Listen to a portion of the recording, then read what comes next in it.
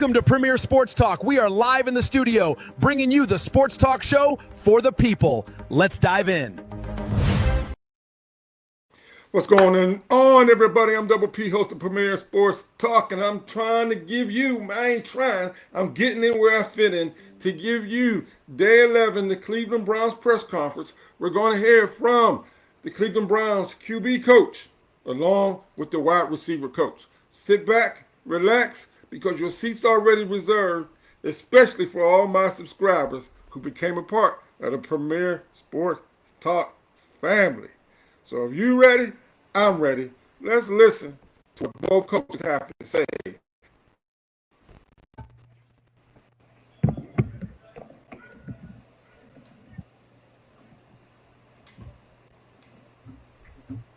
Everyone good?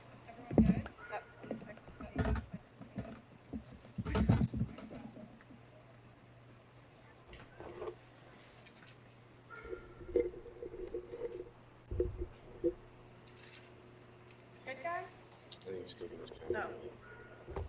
Sorry, Daryl.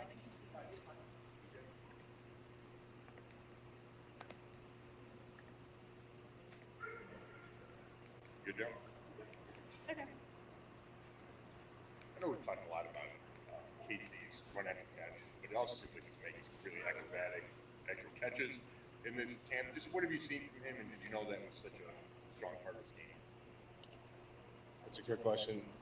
He's been doing a good job making it a habit to go up for it, and you can see that on the tape. He's never been afraid to go get it.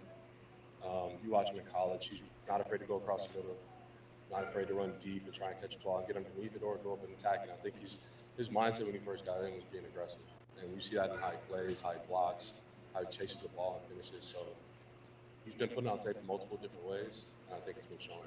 It's been great. In general, how have those two guys done, Denzel and Casey, out here in the development? They've been doing a good job, and I would say what I've been most impressed with is they've taken it on themselves to do well, and they're building their own process. It takes a lot for a rookie to build his process, how he's going to learn, prepare, take care of his body, and really what the process after off days are. I think that's something they've really taken to heart is what can I do to get better each day? They're taking a step each day, and I think it's been great. Casey said the other day, he asked if he can go and try and go and text him. Like, what is that process like for you? Be able to talk with him, what do you think? See that initiative from over here. I love it. He learns really well. He retains information really well. He used to play quarterback, so you can kind of see it in how he plays and how he processes. And he's a very communicative player. Like, he has no problem telling you when he doesn't understand something or when he's trying to get something. And I mean, it's the best thing. When somebody's open, honest, it makes my job a lot easier. With the two rookies, we got Denzel Ward and Tyson Campbell. Do you go out of your way to try to get them matched up with those guys at different times and try to get them ready for really two different styles? Absolutely. Any chance I get. Any chance I get. And that's for every receiver in the room. When I get the chance, I try to take it. I think we have I was telling the DBs yesterday that we're blessed to have all the DBs in the room that we have. We're blessed to have the chance to go against them. You got Denzel, Tyson, D'Lo. There's so many other guys Trey Avery, that we get the chance to work against because they have really good coaches. The DBs themselves want to develop and get better, and that only makes us better. So I tell them to take it as an opportunity, and any chance I get, I move them around so they can see what it's like to go up against Pro Bowlers, All Pros, high-level corners. Any chance I get. Obviously, you guys thought really highly of Denzel and taking what you took, but have you been surprised at all at how smoothly it feels like this transition has been for him? It feels like when he showed up in whatever May, he was making plays. Not at all. You see it in the way he plays. You can see it in the way he talks about things. You see it in the way he prepares. I'm not surprised at all. He's got the mindset, and every day he shows up with that mindset. He wants the ball. He's aggressive, and that's what you want in the season. And he plays hard no matter what. And it's been a pleasant. It's been fun. No, go ahead. How about the touchdown for him by Isaiah to close out? Oh, yeah. How has Isaiah been doing? He's doing a really good job. And I think him growing into just going and getting the ball, being aggressive, and I think that's, he's putting it on tape. He's not afraid to go across the middle. He's not afraid to go up and get that ball back of the end zone, high-stakes situation, and he's willing to go make that play and take it upon himself. It's been great to see. Point out that really the team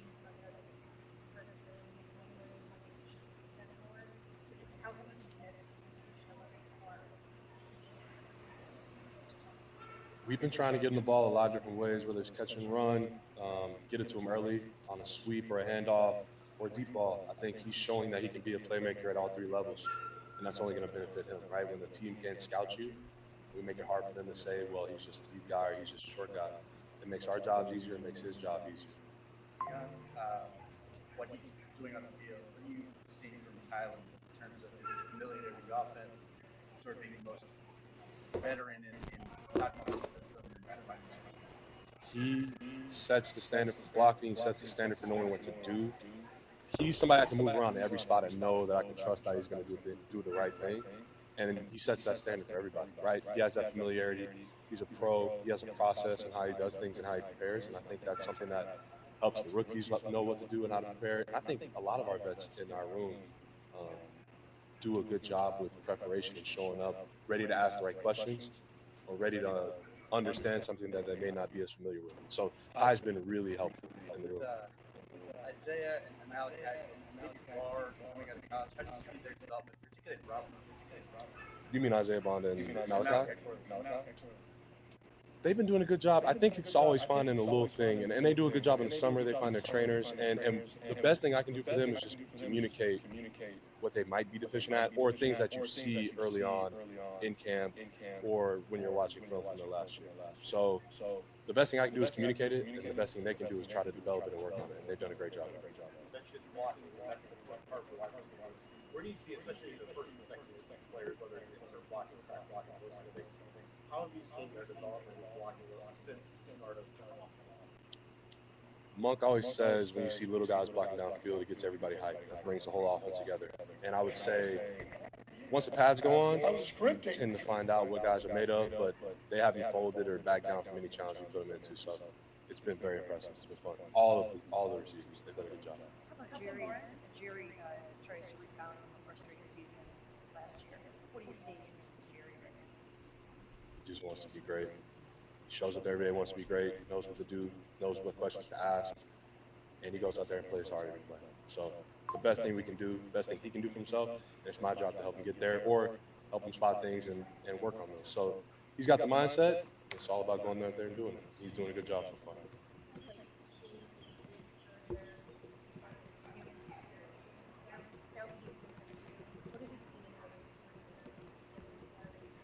You haven't really capped wide receiver. What do you see? Gage and Luke have been very energetic. They've been making plays down the field. They've been really doing well in the slot, and then I can move them outside and put them down the field at third levels. I think it's just those two knowing what to do and being able to move them around. Again, there's a lot of trust with those two, and I think they've been players I can rely on, and the group I've been able to rely on. I mean, we're doing ACT today, our walkthrough, and Gage and Luke are out there communicating with other players, helping them, and I think it's great. Well, thank you guys. Have a good day. All right, welcome all. That was the wide receiver coach of the Cleveland Browns. We're going to be followed here by the QB coach. Pay special attention to what he has to say. Hey, good. How are you? He's very direct and to the point, and we'll follow this up with Coach Todd Monken. This is prior to today's Day 11 training camp practice. You enjoy what you're watching, the content, please hit the like button. I guess I'll start with Shador. How has he been doing this entire camp? Everybody's worried about Shador. First question. They're working hard. All our guys are working hard. Shador is putting in the time. He's studying, working physically. And that goes for all of our guys. You know, it's training camp, right? There's nothing else in life besides football at this point. And that goes for players. That goes for coaches. He's done a good job of taking care of the ball. You know, he's continued where he left off in regards to the little things about technique, footwork, body position. He's doing a good job.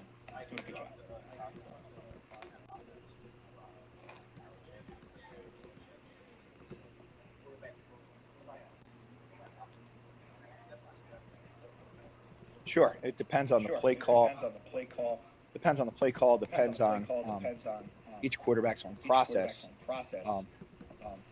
Playing quarterback, to me, is the hardest position in all sports. And I think in the spring, maybe you guys asked me, what's the number one trait you look for in a quarterback? I think you have to process information so quickly That's what separates that specific position from every other position in the sport. So there's a lot that goes into it, from front identification to coverage identification. Is it run? Is it pass? Is it man? Is it zone? You have to be able to process information quickly and operate. That comes with reps, with experience. Comes with work. So have you seen Shedeur improve on that? His knowledge of the game, and that goes for everybody. I'm a young man at 50-something. I won't give you the exact age. But we're always growing. We're always learning, no matter how old we are, no matter what our role is. Okay, so Deshaun, as a multi-year vet, will tell you that he's continuing to learn. Shedeur, as a second-year player, is also doing that. So Coach Monk talked about. We had phase 1, phase 2, and phase 3 of the offseason, of the spring season, okay? And then we come to training camp. And each time we go through an install, we're putting a layer of code on it, right? And their understanding gets deeper and deeper and deeper. So now that we're in training camp, this is now the third or fourth layer that we're putting on, and you're able to get into a deeper understanding of all the little details, from our physical fundamentals to the thought process behind the play, to even the thought process behind Coach Monk. I talk to the players a lot about, hey, with this specific play call, what is the intentions of the play call? And that's where we're continuing to put those layers of those coats of paint on what we're doing. It looked like Deshaun might have had his best practice Wednesday, Friday last time. He was with the first team. I don't know if you agree with that, but what have you seen?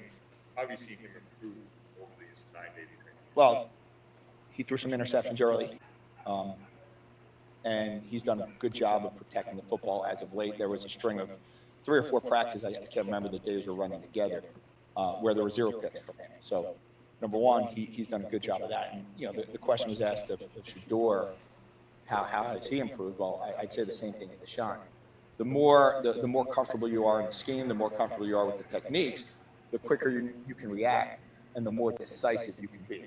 And speed of the game, as it relates to the quarterback position, is not about running 4-4, 4-5, whatever. It's about how quickly you can process the information, how decisive you can be. So when he's had those good days, it's because he's been able to be decisive. Now his anticipation's on point. He's getting rid of the ball on time. He doesn't have to move in the pocket, things like that. So there's been 17 Yes. You think it's more in the quarterbacks? It's an incredible number. It's a lot. 1 is an incredible number, okay? Yeah, and I'd say it's on a whole lot of things. We'd have to go up and watch every single practice of every single rep, every single interception, okay? Yeah, there's a lot that goes into it, okay? Quarterbacks with timing and decisiveness, okay? Ball location, decision-making process, other techniques like footwork. Sometimes it could be a spacing issue. Sometimes it could be a rush issue. There's a lot that goes into it. I'm not going to pinpoint it on any one day. It wouldn't take long for the leader of the quarterback out. Here we are. 9 days. Yeah. One emerged. I'm going to let Coach Monken address any questions related to, where we are on the depth chart.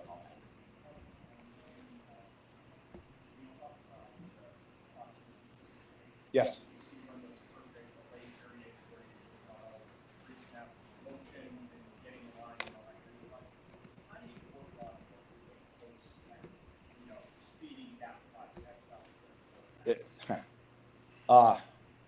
Boy, that's a great question, and that's, I can't tell you how much time I've dedicated to trying to master that. I think as a teacher, there's so much that goes into it. It's how you teach. It's how you teach them to think.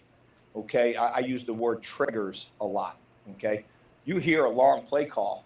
All right, what I ask my guys all the time, what's the first thing that pop into your head when you hear X, Y, or Z? Okay, what's the next thing? Okay, you can't necessarily belabor one thing or another. All right, and so in terms of how do you teach that post snap? Well, our whole meeting structure is designed to make guys think quick. You know, I'm a Jersey guy. I talk fast. All right. Well, I talk fast on purpose because it makes you think fast. You know, I listen to all my podcasts on 2.0 speed. All right. And what I found is that makes me think a lot faster. Okay. Well, the same thing goes for quarterbacks. How can we make them think faster? Okay. I don't present a play and leave it up there the whole time and say, all right, what's our footwork? What's our progression? I flash it up there quickly and make them give me the information back quickly. So there's a lot you can do in the meeting room setting to help them process post-snap. There's a lot you can do on the field. You know, I think, you know, you might see a split safety shell and they might have a 3 and a hitch drop working this progression. And all of a sudden at the snap of the ball, there's rotation. Their progression changes, their footwork and rhythm subtly change. Okay. Well, I gotta emulate that on individual work and things like that. Okay, we got a couple more questions, and then I'll shift it over to Todd Monkins. There's a lot that goes into it. You know, from voice intonation to timing to being an actor. The whole time, again, it's not like we're just going through a cadence to go through a cadence. Why are we going through that cadence? Well, at the same time that we're going through the cadence, we're trying to feed the quarterback information from the defense, right? There could be different looks. That can change his thought process, right? So it's not just verbalizing the cadence and the different intonations of the cadence that make it more convincing. It's, okay, what other information are we processing? Why are we going through this cadence? What are we trying to disguise in doing so, or what kind of information are we trying to get? There's a ton that goes on in mastering that. And I think it's, you know, you look at some of the best that have done it, Aaron Rodgers, Peyton Manning, I mean, those guys, you know, wily vets that have been through it and perfected that part of their craft over years and years and years. How much does that impact some of the details we're talking about here? And is that something that you would like to see Coach Wilson kind of solidify in front of the quarterback to help give some stability there? You have to control what you can control, which is your own performance and what you put into it. This time of year, training camp, you're going to play with a lot of different guys. I don't think there's a lot to that necessarily. Now, would it help? Yeah, once we get going, and obviously once we get into the season, it's important to have that chemistry with the center, with the O-line, with the receivers and tight ends, et cetera. I think that's relevant.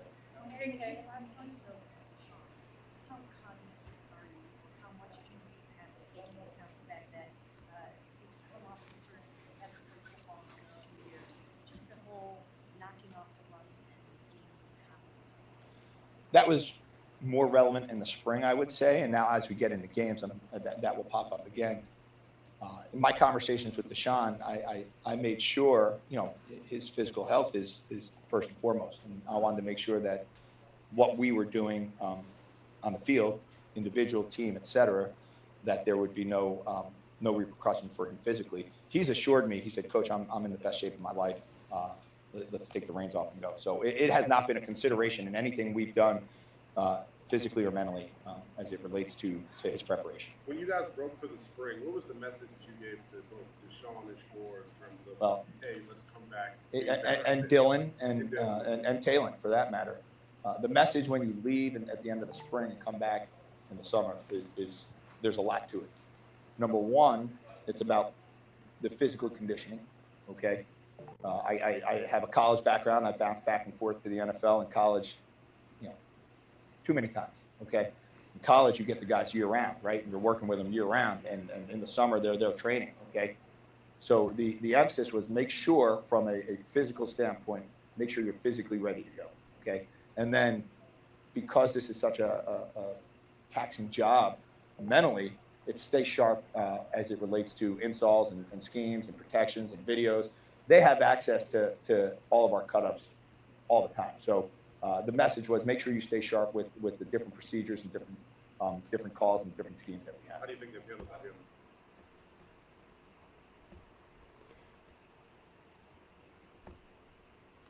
So everybody, I'm Double P, host of Premier Sports Talk. I just dropped in here.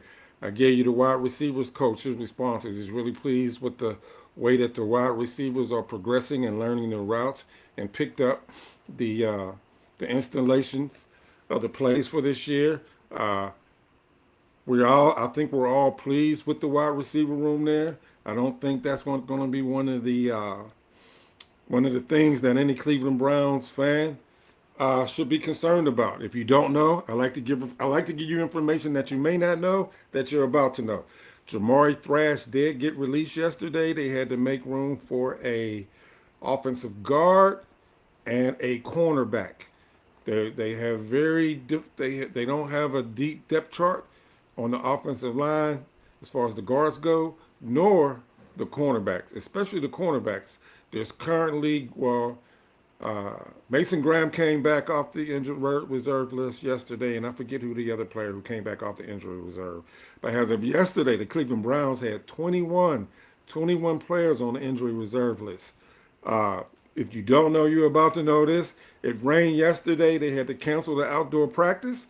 They worked inside the training facility, indoors, no fans. You know, the practice was canceled to the public when they worked indoors.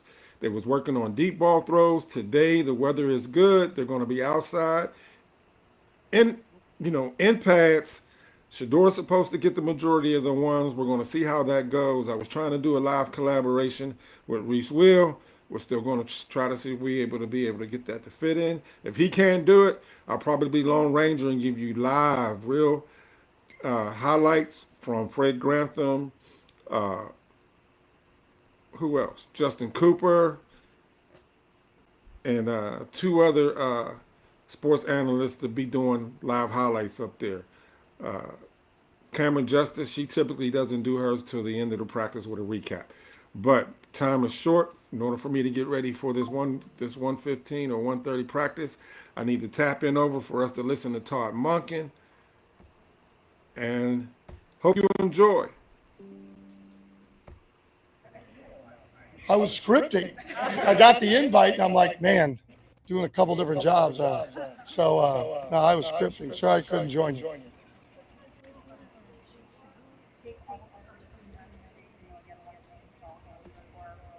Might end up with a 7-on-7. Might end up where Sean gets one of those. That's what we've been doing. But Shadour will take the majority of the 1 reps today. Y'all heard it. Not just for the quarterbacks, but every position. How do you balance the micro analysis evaluation with kind of the bigger picture? I mean, how does that balance in terms of, not putting too much on one specific practice or one specific period and kind of looking more, period of time? Well, you're exactly right. It's not really one play or one practice. It's the totality of the days, today being day 10. And what you really want to see is improvement. If our players aren't improving, then who are we as coaches, really, to be honest? We're in the development business, so if we don't see development, well, then why aren't we? From a coaching standpoint, from a system standpoint, from a player standpoint, what are they doing on their end to allow themselves to maximize their measurable skill set? So we're not done evaluating really anywhere, and it's a day-to-day process.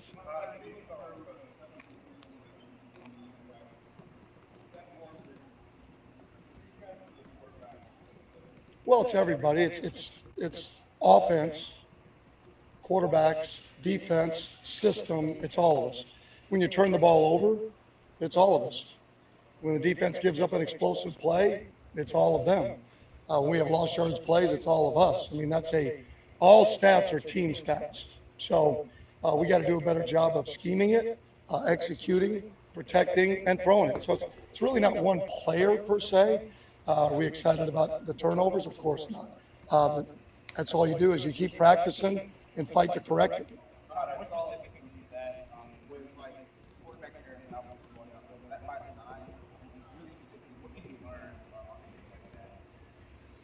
Well, one was a fantastic play by D-Mac. We got to look out the safety a little bit better, but we had him open, the interception, Dylan.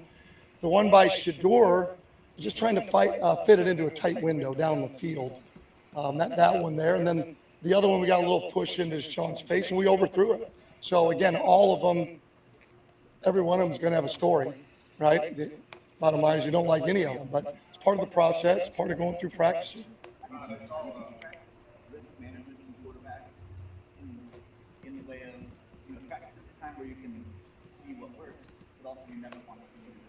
Sure. Eventually you start to drill that down a little bit. You want the guys to be aggressive, be quarterback controlled, take shots down the field. Ultimately, as we get closer to games, they know. I mean, they know. They understand in terms of what it does to your team when you turn the ball over, right? In terms of the number one stat of winning and losing. They understand that.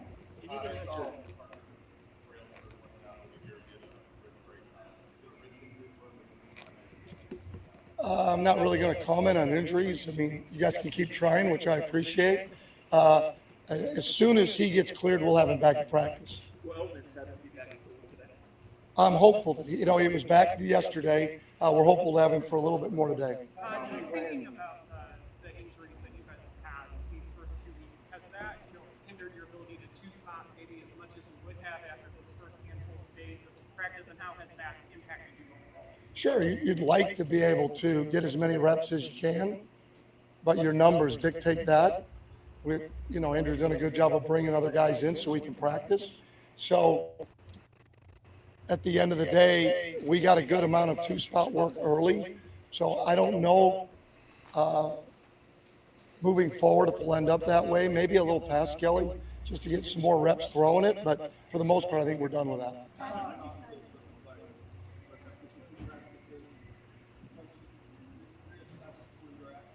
100%. I mean, ultimately, sorry to cut you off, but basically, we went through the first week. We're now done with installs, have a chance to assess. We already talked about it last night and then tomorrow. And now we're into game week, closest thing we'll have to a game, the Bears. And so we'll start to put the pieces, where we think, again, at that time. After another week, we'll reassess come Monday. But you'll see that on Monday. How did you decide that in your own release, you would start back in Chicago, and you have decided That's something we'll talk about tomorrow. I think tonight, tomorrow, and then Monday, we'll start to really focus in on who's going to start, how we're going to play our guys, and where we're at quarterback's a piece of that. How has your door improved on the pre and post snap read since training camp? Oh, it's tremendously. He's improving his operation, his pre-snap, post-snap, his eyes and his feet working in conjunction, being able to check the ball down and get it out of his hands. He's such a playmaker that's hard for him, for a guy that is always looking to make plays, super competitive. That is a win. Trying to get super competitive quarterbacks to understand that throwing the ball away and eliminating lost yardage play is a win. And that's something that over time he'll continue to build on.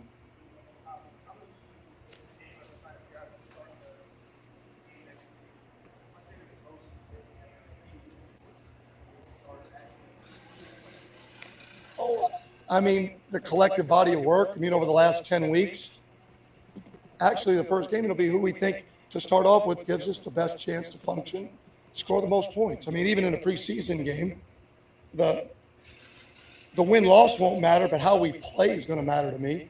How we function offensively, be the same way with Rudy on defense or Byron on special teams. Whoever we put out there, we want the product to look like you want it to look like. So ultimately, that'll be the start of it. How much weight are you going to put into the preseason game versus the preseason training? Well, it's the next step. You have to put some amount on it. It's the closest thing where the quarterbacks understand they can get hit. No matter how much you're in practice and they feel the rush, they're not getting hit. It'll change in a hurry, no matter who's out in front of you, in terms of their understanding of, and when you're trying to stack plays, it's easier to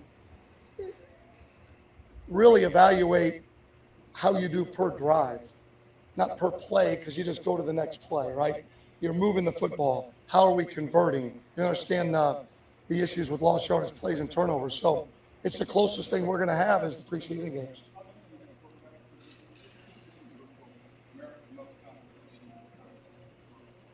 I don't know if there's any one in particular. I think offensive line's a part of that because I think what you're looking at is probably where you're looking at where you had draft picks, right? Where you're looking at okay, brought these guys in. All right, where do they fit? Where do the receivers we drafted fit? Where do the alignment fit? Now we've been nicked up a little bit. Where does E-Man fit on defense? Where are we going to use him, right? Where does Carson on offense fit? Along with who's really popped so far in practice, give them an opportunity to see if that carries over to games. Well, again, you have no choice but to cross-train. It's hard because you're trying to, with all of your players, evaluate what they bring to the table from a physical standpoint. And when you move them short term, especially heading into games, now you're talking about some of the mental process and are they able to play fast? So there's a balance there of cross-training your guys and still allowing them to play fast and showcase what they can do. When you talk about deciding who's going to start at quarterback against the Bears, is that still with it in mind that the other guy's going to start against Bill? No, that's still in mind. That's still in mind. We're still on that track of liking to have one start one game and then the other. But everything we do is subject to change. I mean, with every position we have on the field. I mean, we'll see how it goes today. We'll see how it goes Monday. We'll see how it goes Tuesday. And then we'll put our best foot forward next Saturday night. Saturday. What did you see or what did Sean show you in closing out that 2-minute drill that, that Isaiah? What did he show you? He did a nice job before the last play, escaping. Yeah, he could have said he might have been sacked. He escaped and made a throw to Tylen that kept the drive alive. And then at the end, it's really the last play of the game. He did a great job of escaping. Those plays from the 25 are usually going to have to result in scrambles. When they put everybody back, there's not a route concept for everybody back. It's going to get in the end zone. He did a great job of positioning his feet and giving us a chance. His athleticism showed up there.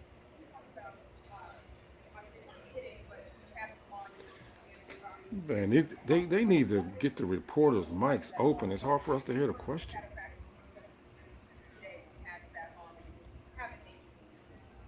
I don't know if there'll be anything that we haven't seen yet. It's how do we build off Thursday's day in pads, and then yesterday, the majority of what we're doing today is carryover, the majority of it. So how do we carry over the teaching and the learning? And then everybody's trying to, no one has achieved, the majority of our players have not achieved everything they want to achieve in their careers. And so everybody has a goal, whether it's to be a Pro Bowler, right, or be a gold jacket, or to be a starter, or be a rotational player, or make the team, or be a practice squad player. Everybody's competing.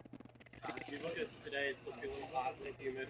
No, it's training camp, right? There's nothing else. From the players, see that they're ready to go for Saturday and all that. Competitive stamina, right? At some point, you know, when the guys come back, there is no build-up period. When they come back in the spring, the first 2 weeks is phase one. You don't even get them. They work out. You come back here, it's like you count on the guys being ready to go because you can't waste practice days. So we're 10 in. This would be like them coming back and being with us. So you want to start to see competitive stamina. Can we have drives where guys have to play on the field for a long period of time? So that's what we're looking for today, that competitive stamina.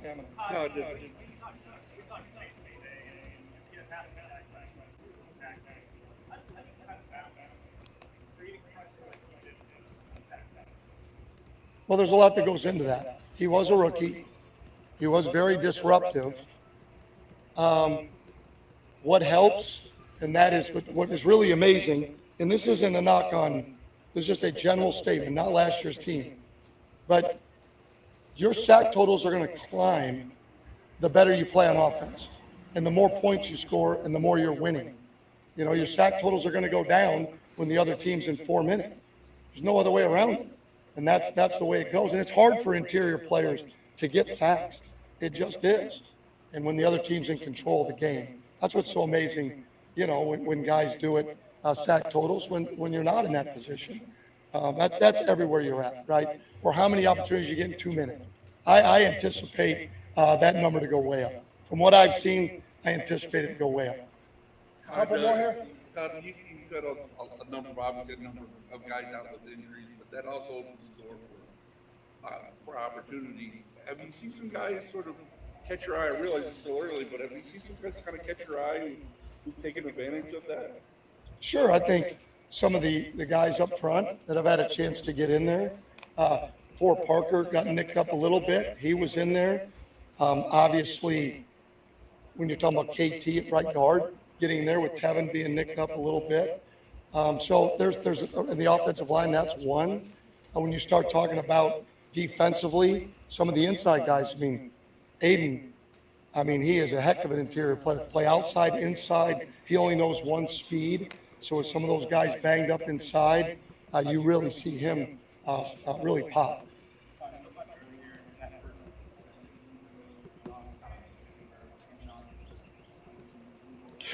That's pretty funny, wasn't it? You ought to see the quarterback camera of that. Them just arguing. They're staring at each other, and one saying one thing, the other one's saying the other. It's like, I really don't give a shit. Fix it. I mean, come on, man. We don't have to stand there and argue. And how do we fix it? There were certain ways we could have fixed that, right? And it's actually, you look at it now, it was funny. It wasn't funny at the time, but it wouldn't be funny in the game. But it was funny at the time where one heard one thing, one was telling them to another, okay, teaching moment.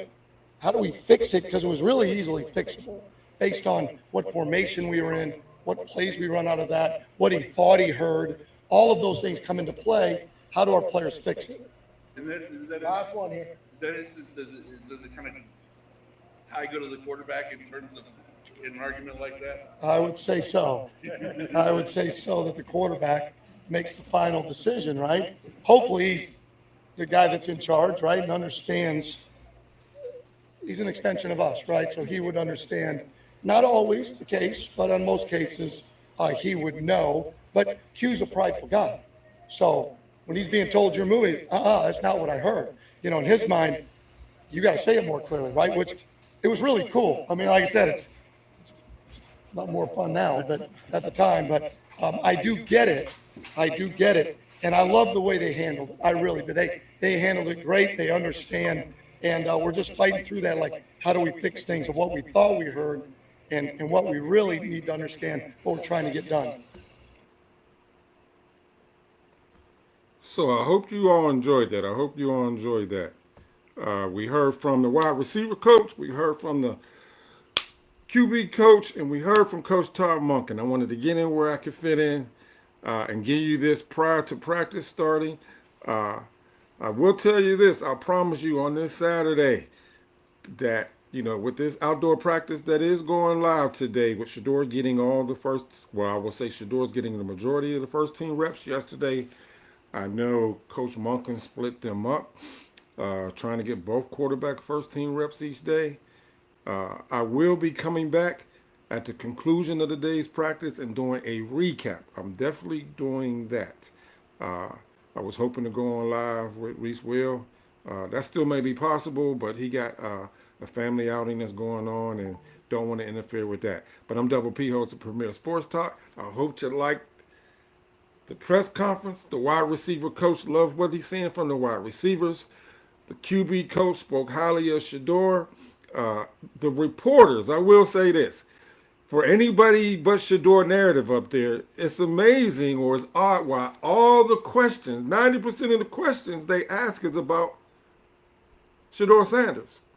And then the coaches, when they answer the questions about Shedeur Sanders, they have to throw in either Dylan Gabriel or Tyler Green or Deshaun Watson. They got anybody but Shedeur narrative up there, the majority of the beat writers, but all the questions are focused on Shedeur Sanders. I find that odd. I find that odd. Y'all tell me what y'all think. But I'm Double P, host of Premier Sports Talk. I love Todd Monken. He's straight. He's up front. He calls it like it is, whether if it's good, bad, or so-so. Coach Monk speaks the truth. He's one of my favorite coaches when it comes to listening to an interview. Mike Tomlin of the Pittsburgh Steelers, he was the greatest coach I used to love in interviews. And Coach Todd Monken, I really love his press conferences. Again, I'm Double P, host of Premier Sports Talk. You will see me later on the day, giving you a live recap. I'm going to wait for Cameron Justice. Remember that name. when she puts out the clips of all the highlights from each key player, I'll come on and do a live recapping that. And hopefully Reese will definitely be on with me. I love it when me and Reese will be doing a live collab. Shedeur Sanders, Janet. Shedeur Sanders getting the first team reps today. Today is a very big day. All of you that's listening, Coach Monken said that today's practice is starting with getting prepared for the first preseason game. So I'm looking forward to today's practice, seeing how Shedeur do, seeing how all the team do, because they're preparing. They play the Chicago Bears next week, next Saturday in Chicago. So Coach Monken did say he has to get with the staff, make a decision, and the GM and the owner come to a consensus who's going to start the Chicago Bears game, how they're going to play their players. They already got 17 people on the injury list, which is a heck of a lot. They had 6 defensive tackles out alone. Mason Graham came back yesterday, so that's 5. If anybody that was a Jamari Thrash wide receiver fan of his, unfortunately he got released yesterday. That popped up, and the Browns of yesterday picked up a offensive guard named Conley and brought another cornerback in. The Browns are short on their depth chart. I'll go up. When I do the recap this afternoon after practice, I have an updated YouTube display of who's currently on the injury report and being brought in. I hope you enjoyed it. I'll see you on the next one. I got to get ready to get the content for today's live practice. Y'all be blessed. Yes, Janet, the owner was Watson. Okay. Yes, the Cleveland mics are very low. Andrew, I'm reading a couple chats here before I tap out. Shedeur is with the ones. Yes, Shedeur is with the ones today. Yeah, whenever we do these live, whenever I do these lives, and I come in here with y'all, drop y'all comments in the chat. I typically like to highlight. I give y'all a shout out. Appreciate y'all support. And hey, I love when we and Reese will go together. I love it. He got a family. Y'all ain't going on. I am coming on, and even if I got to be the Lone Ranger, I will be back on giving you day 11 highlights. Who won, who lost, and hopefully there ain't no injuries on the field. I want to see all the players do good. I'll see you next one. Peace and blessings. If you hit that like button, hit the like button on the way out. And if it's your first time watching, put in the chat and let me know where you're watching from. Become a part of the Premier Sports Talk family, so you can have your receipt reserved when you subscribe. Hit that notification bell and get alerts whenever I drop another Premier drop. Y'all be blessed. It's going on 1:30. I get tapped in to see how Shedeur they do today. Y'all be blessed.